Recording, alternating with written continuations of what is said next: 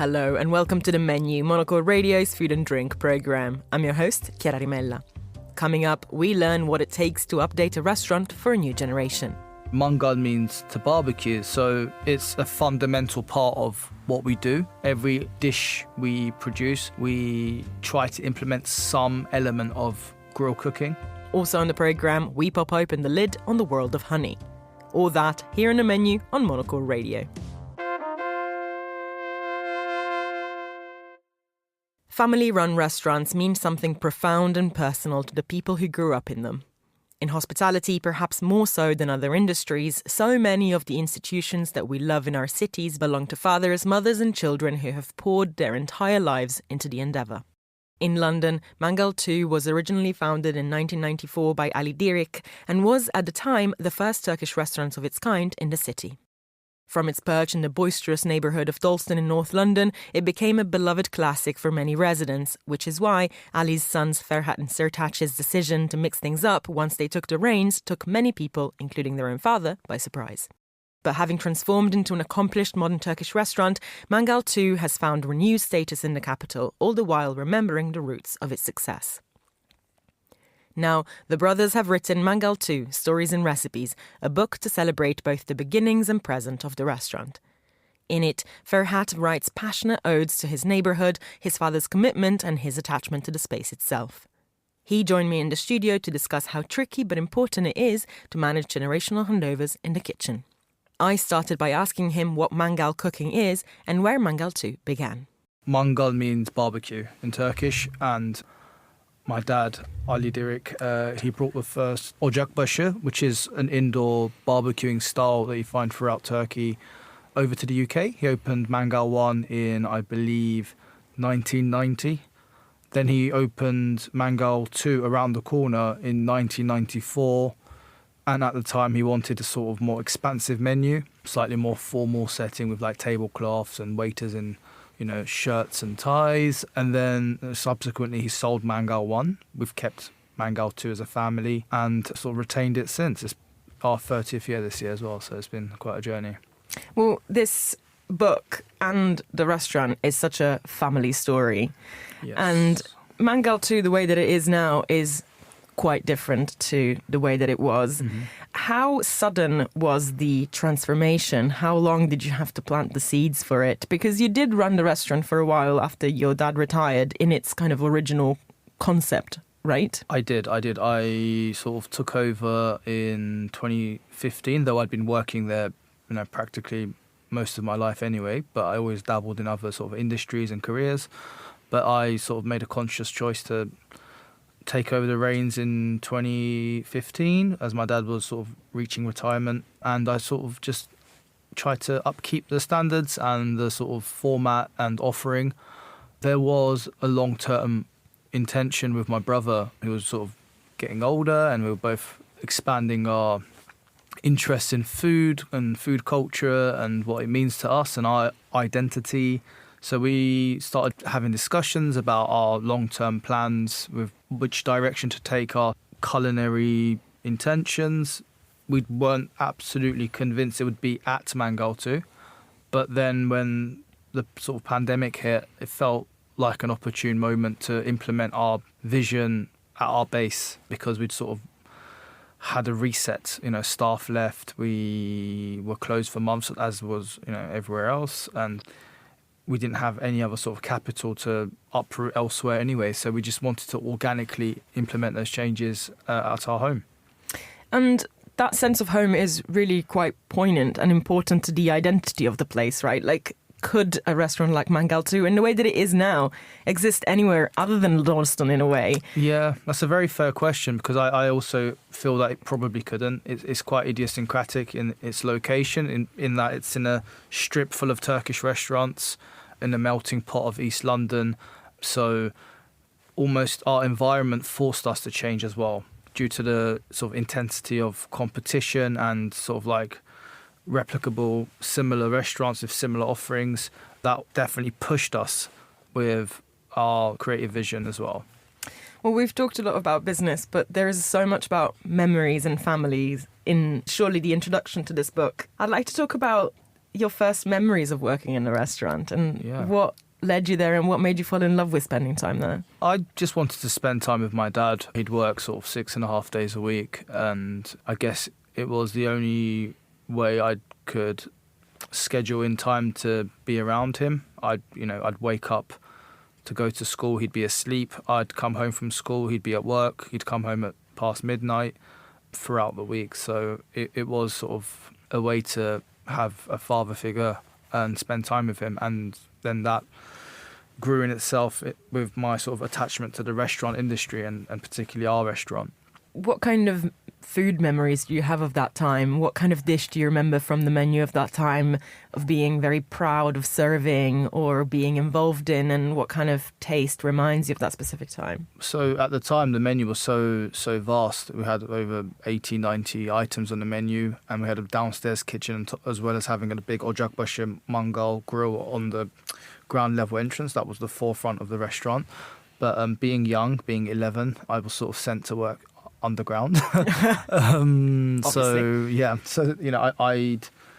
I'd sort of assist one of the chefs who do a lot of the meze dishes, the hot and cold starters, the pan fried cooking, and especially the latter he sort of delegated to me. So I'd be cooking pan fried chicken, pan fried lamb livers, pan fried lamb kidneys, and after a lot of practice I became quite okay at it, in the fact that it wasn't sent back. So for an 11, 12-year-old to be sending dishes out, that was 11, 12-year-old? Yeah. Even at that age, I felt this is pretty cool, pretty surreal.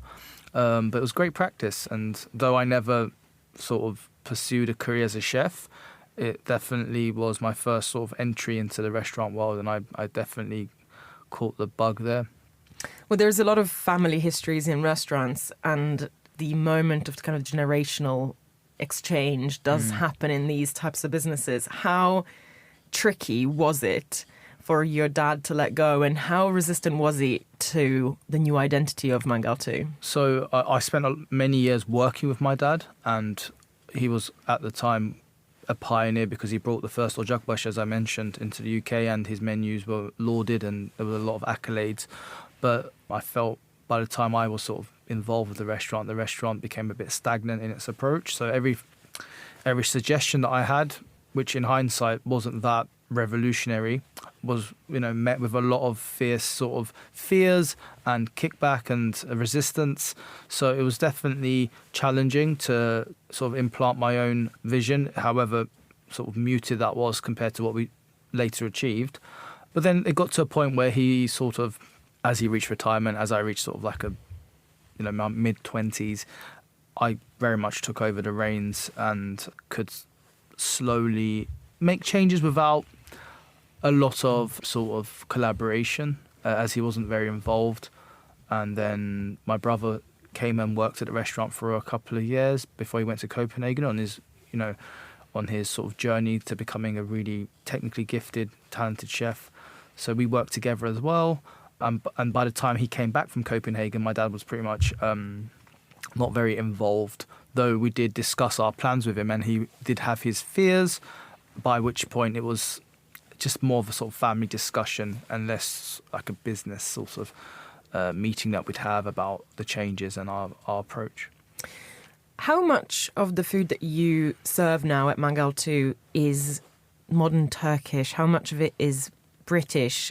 How different the version of food that you cook would be from a modern Turkish restaurant in Istanbul?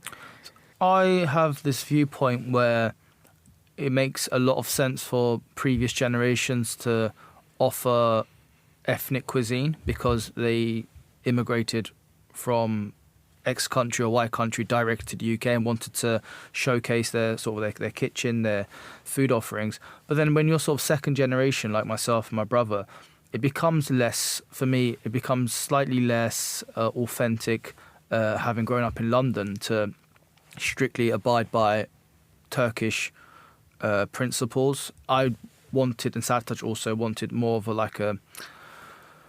London-centric approach with Turkish undertones, Turkish flavours, Turkish bases on every dish, but with sort of local produce, seasonal produce,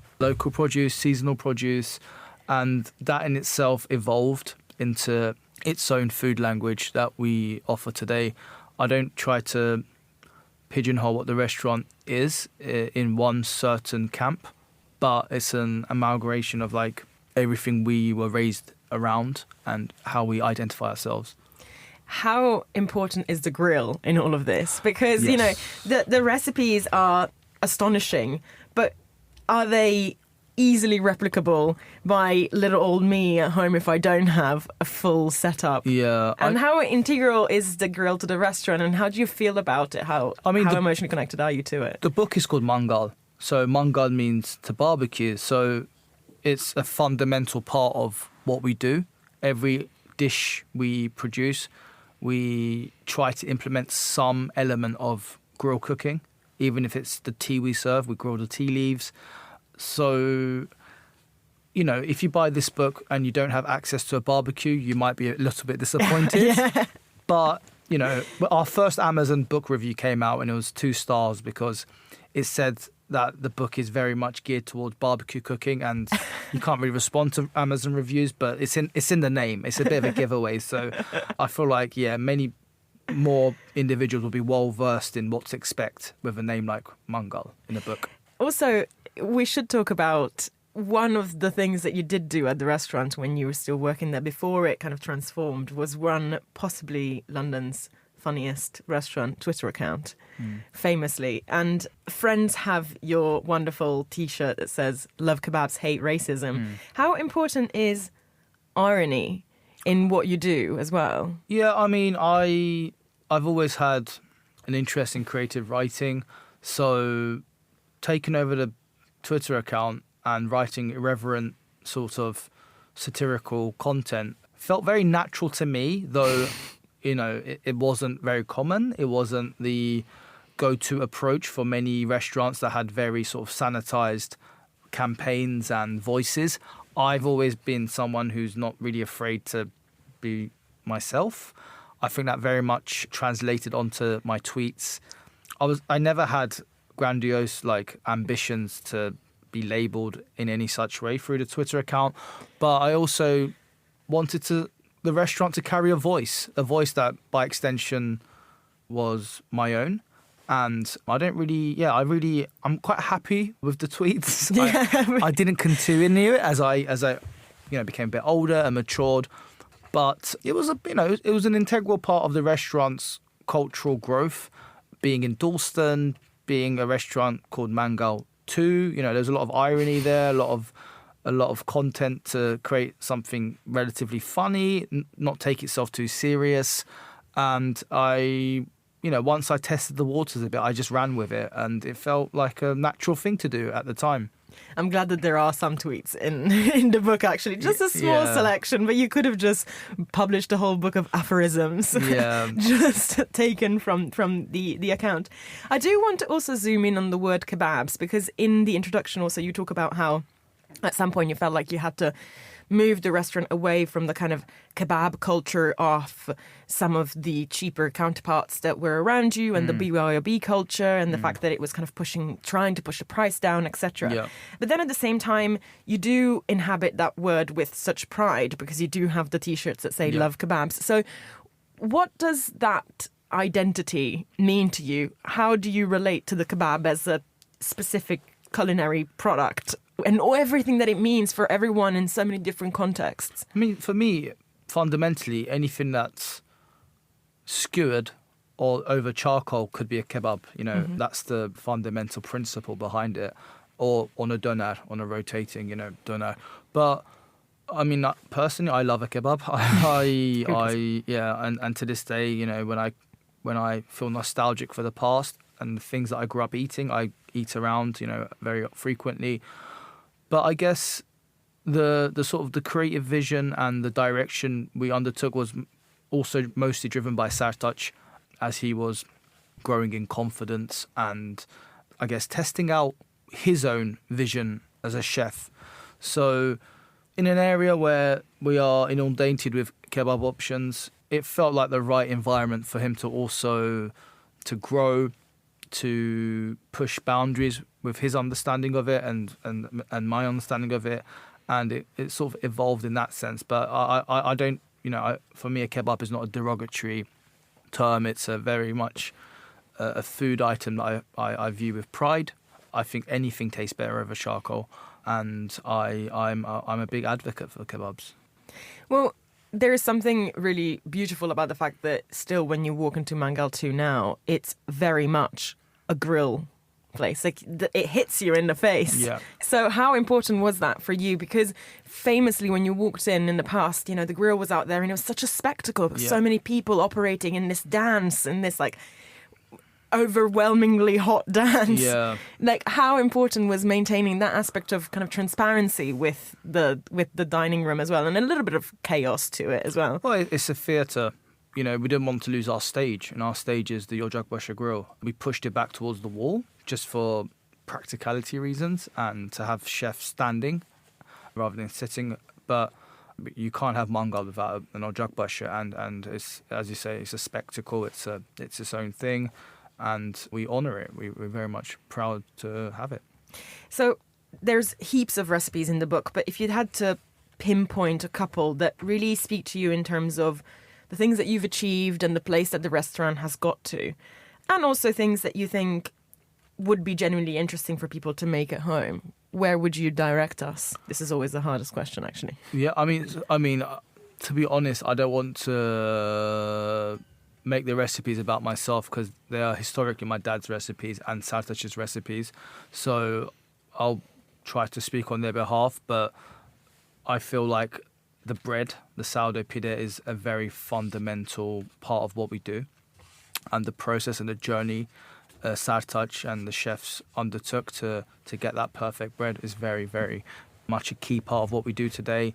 Historically, there's all of the grill dishes that are quite easily replicable at home because we never had overcomplicated kebabs. It was just good quality lamb predominantly and just needed salt, really, and that's lamb's best friend. The tahini tart is one that I feel most people will try to replicate at home. It's our most popular dish. It's very delicious, indulgent, and one that we have the most from our customers, the most clamour, the most desire to take home. So I feel like that will be the one standout dish that most people could and should try to bake at home, and you don't need a mangal for it. Well, speaking of the family nature of the restaurant, what about your kids? Do they come? Do they like it? Yeah. Are they wanting to spend more time with you and therefore are getting involved in the kitchen? I mean, I feel like I've got a different fathering sort of approach than my dad did, but I'm very much more involved with my kids in other aspects outside the restaurant. But they do love to come there. They've got their favourite snacks, the köftes, the bread and butter. My son, who's 9, he's much more of an experimental taster of foods than my daughter who's 5, which is quite normal given their ages. But they love to come in. My son loves to go behind the desk and check the cameras because he wants to feel in charge, which is quite funny.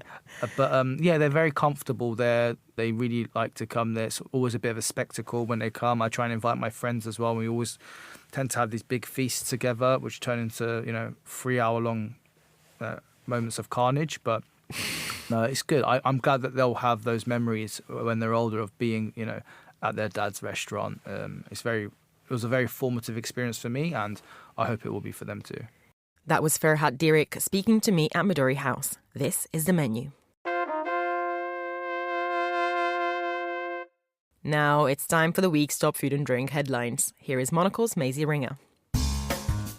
Coffee prices have hit their highest point in nearly 50 years. Fears of a global supply shortage, alongside a looming EU law restricting deforestation-linked imports, has seen European and US roasters rushing to secure beans. Next year's harvest also looks set to fall short due to unpredictable weather in both Brazil and Vietnam, the two biggest producers of coffee beans globally, meaning consumers can expect a continued rise in prices. Two of the oldest markets in the world, Smithfield and Billingsgate in London, are closing for good. Despite initial plans to relocate the markets to Dagenham, inflation and rising construction costs stalled the move. Instead, Smithfield's Victorian buildings will be turned into a cultural venue and Billingsgate's into housing. The closure is expected to come into full effect in 2028 and will impact thousands of traders' jobs. And finally, Lisbon's Olive Oil Festival is taking place this Saturday. Guest chefs will prepare tasting dishes, experts will discuss the industry, and olive oil workshops will be held for children. The event, curated by olive oil expert Ana Carrillo, offers an opportunity to explore the various aromatic and taste characteristics of Portugal's many olive oil varieties. Those are the week's food and drink headlines. Now back to Chiara. Thanks, Maisie. You're listening to The Menu.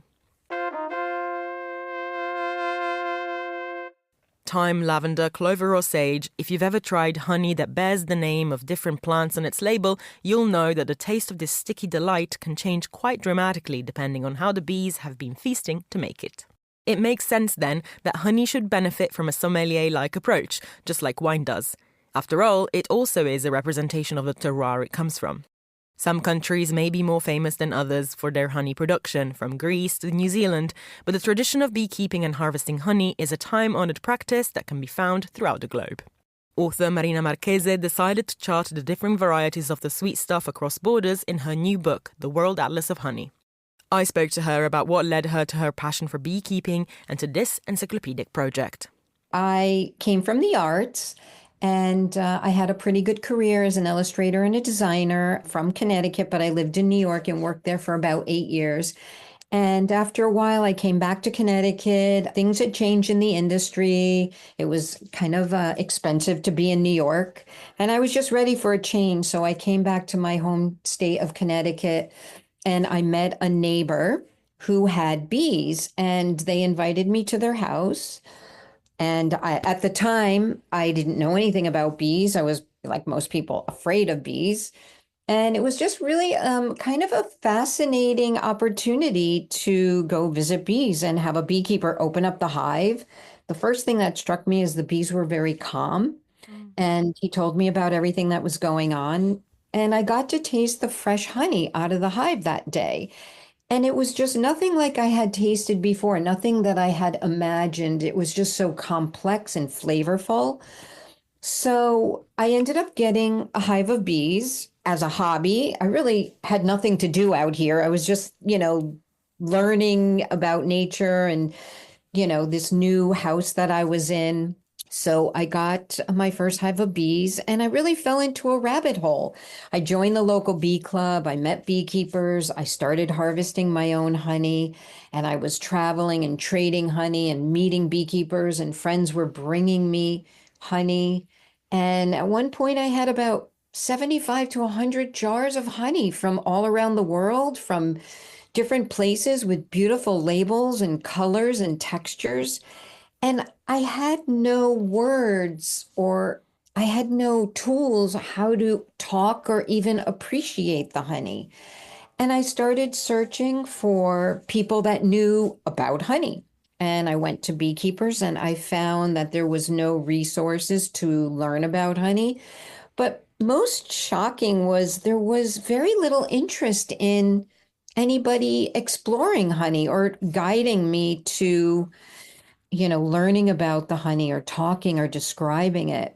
So I turned to the wine industry, and that led me to a honey festival in Italy, where I stumbled upon a program called the National Register of Honey Experts, and they had a honey school. So I signed up, and I went through all 3 of the courses, and it was everything that I was searching for. It was everything that I wanted to find about honey.